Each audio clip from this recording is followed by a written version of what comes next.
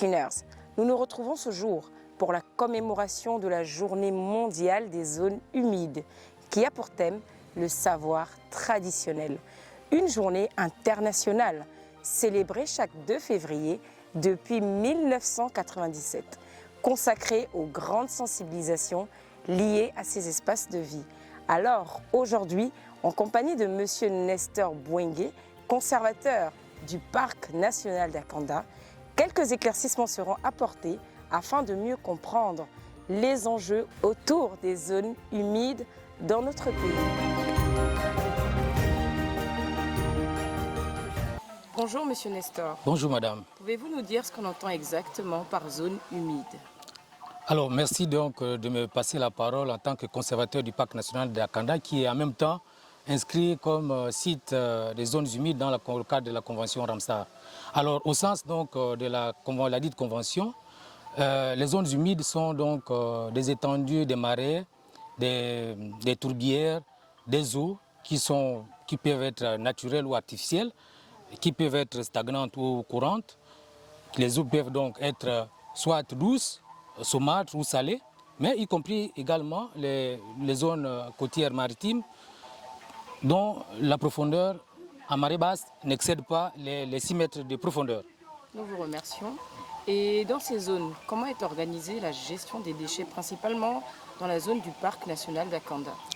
Alors, il faut déjà dire que la particularité du Parc national d'Akanda, c'est que ce site Ramsar, c'est que la zone tampon, ce qui n'est peut-être pas le cas dans d'autres parcs du Gabon, la zone tampon traverse dans 3 communes, dans la commune d'Akanda, la commune de Libreville, la commune d'Ntoum.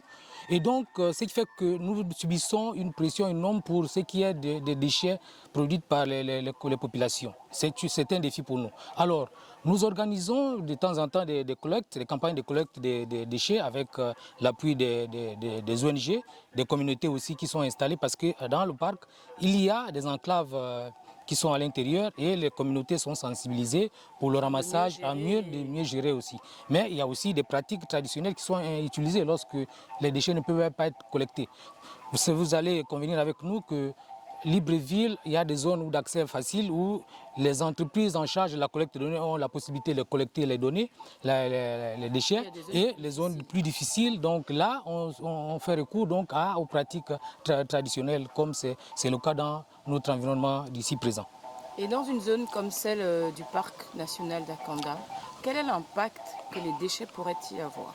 Alors, les impacts vraiment sont énormes, comme je le disais tantôt. Les déchets viennent de partout, donc Libreville, le parc d'Akanda, c'est d'abord drainé par un réseau hydrographique très intense. La plupart des bassins versants de Libreville, Akanda et d'Ntoum convergent et se versent dans le parc. Et donc, tous ces déchets, lorsqu'ils ne sont pas collectés, se déversent et ont un impact fort sur l'écologie du milieu. Ce qui veut dire que les déchets tout ce qui est par exemple les déchets plastiques vont se colmater sur la mangrove.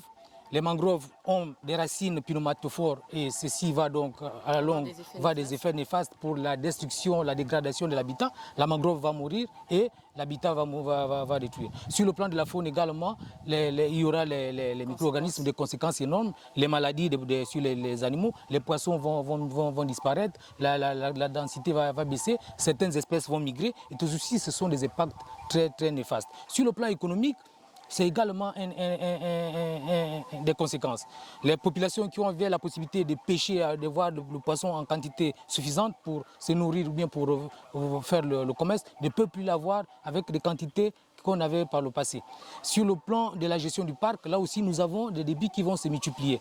Plutôt que de passer nos efforts sur d'autres aspects de la gestion et de la préservation, nous allons mettre un effort, beaucoup de moyens pour la collecte des déchets. Et ça va nous demander des efforts supplémentaires. Donc c'est dire que les conséquences sont vraiment énormes en termes de déchets. Alors, dans le parc. En tant que conservateur de la zone, quelles sont les pratiques, plus clairement en fait, pour mieux dire, quelles sont les pratiques que les populations prennent pour mieux gérer les déchets, pour mieux conserver ces zones, vu toutes les difficultés auxquelles vous faites face?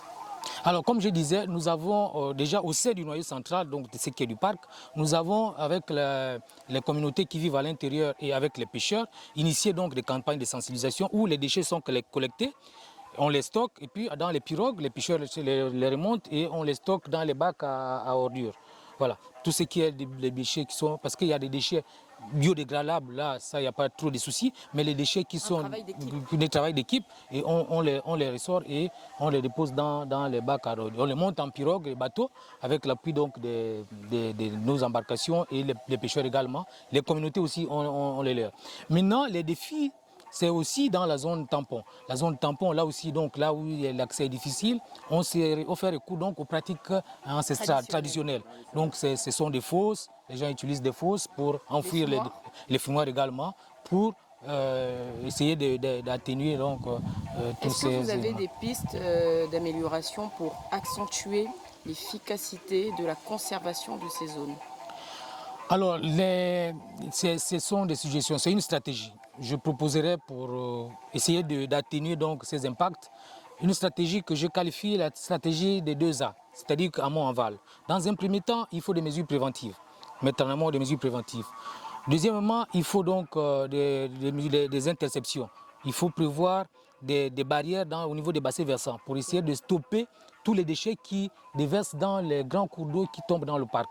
Et sur le plan de la gouvernance également, il faut avoir une cellule, une coordination interinstitutionnelle avec les différents, la mairie, le ministère en charge de l'environnement, doubler l'efficacité, les entreprises en charge de la collecte de données pour ensemble voir comment on peut prendre les décisions pour la gestion des déchets au niveau des libres villes. Monsieur Nestor, est-ce que vous avez un mot de fin à dire, quelque chose, un message important qui pourrait sensibiliser la population sur ces lieux de vie? Alors, merci madame. Ce que je pourrais dire, c'est que Akanda, le parc national d'Akanda, zone site Ramsar, n'a pas été seulement un projet écologique, mais ça a été une décision d'État. Donc, protéger Akanda, c'est vraiment protéger nos vies. Parce que Akanda, c'est le symbole de la vision environnementale du Gabon. Nous avons intérêt à préserver les écosystèmes, la biodiversité qui est au niveau d'Akanda. Parce qu'en le préservant, on vend l'image du pays, on voit les efforts du Gabon dans la préservation de l'environnement. Alors, ne pas ramasser les déchets, ne pas gérer les déchets convenablement, c'est exposer, endommager l'environnement du parc. Donc j'invite donc les communautés, les populations à adopter les bonnes pratiques de gestion des déchets en vue de préserver notre environnement. Nous vous remercions pour ces éclaircissements qui nous en disent davantage sur ces lieux de vie. Merci madame.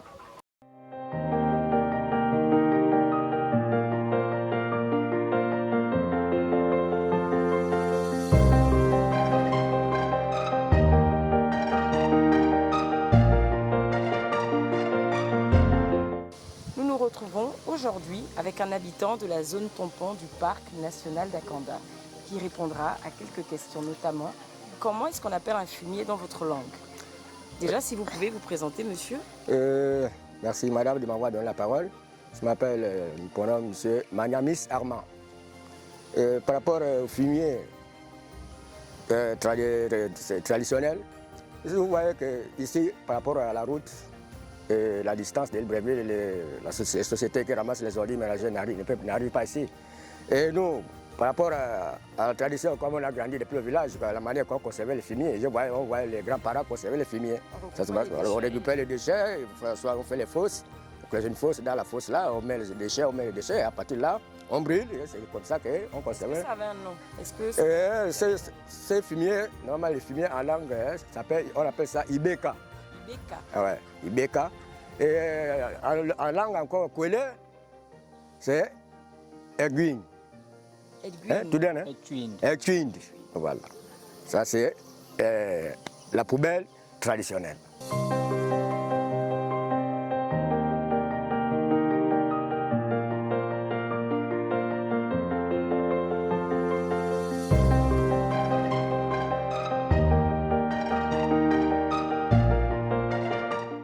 Monsieur Armand, oui, madame. Pouvez-vous nous dire pourquoi vous conservez les bouteilles plastiques que vous avez ici? Les bouteilles plastiques qui sont là, que nous conservons, ce sont les bouteilles que nous puisons de l'eau à boire.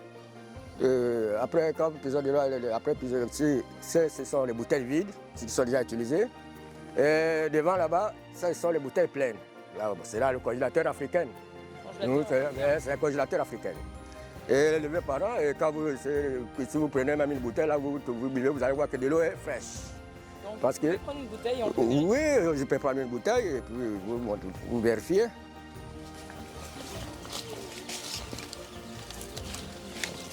C'est de l'eau potable, de l'eau fraîche. Effectivement, la bouteille est fraîche. Ouais, comment la bouteille elle est fraîche? Qu'est-ce qui permet à ce que la bouteille soit fraîche? Qu'est-ce qui donne ça en fait? Ce qui donne, vous voyez un peu la petite forêt qui est là, c'est ce qui donne un peu la fraîcheur. C'est la forêt là qui est là. Parce qu'elle est fraîche par rapport à ces arbres-là, c'est ce qui donne la fraîcheur.